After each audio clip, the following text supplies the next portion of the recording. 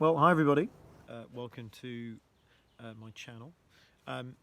Today I'm going to be reading you one of my favourite all-time books, James and the Giant Peach by Roald Dahl.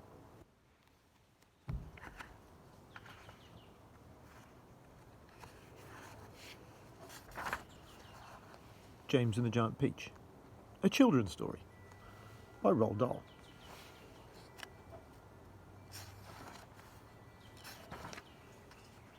Here is James Trotter when he was about 4 years old.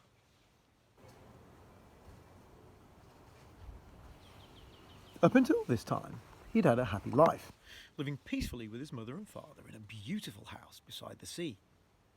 There were always plenty of other children for him to play with, and there was the sandy beach for him to run on about, and the ocean to paddle in. It was the perfect life for a small boy. Then one day, James's mother and father went to London to do some shopping, and there, a terrible thing happened. Both of them suddenly got eaten up, in full daylight, mind you, and on a crowded street, by an enormous, angry rhinoceros, which had escaped from the London Zoo.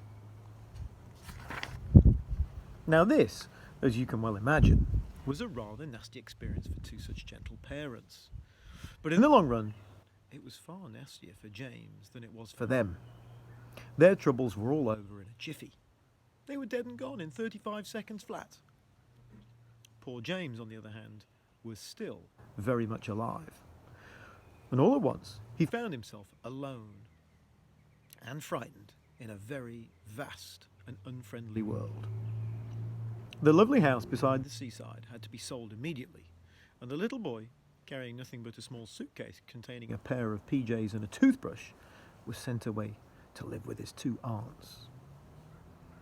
Their names were Aunt Sponge and Aunt Spiker, and I'm sorry to say that they were both really horrible people.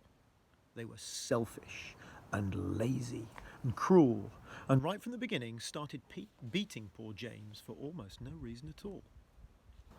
They never called him by his real name, but always referred to him as, "You disgusting little beast," or "You filthy nuisance," or "You miserable creature." And they certainly never gave him any toys to play with, or any picture books to look at. His room was as bare as a prison cell.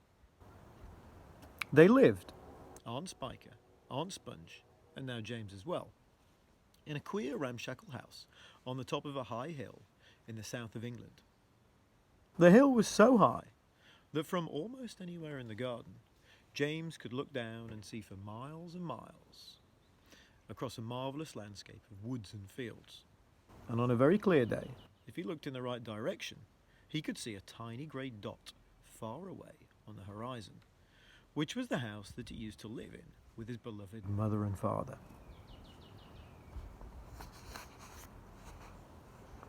And there you can see a house on the hill and the beautiful patchwork countryside of England.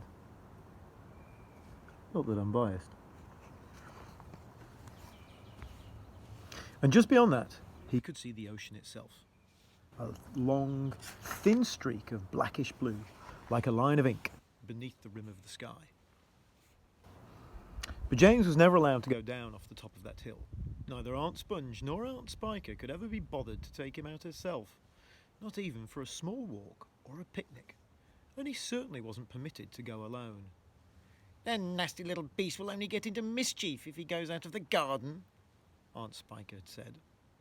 And terrible punishments were promised him, such as being locked up in the cellar with the rats for a week, if he even so much as dared to climb over the fence.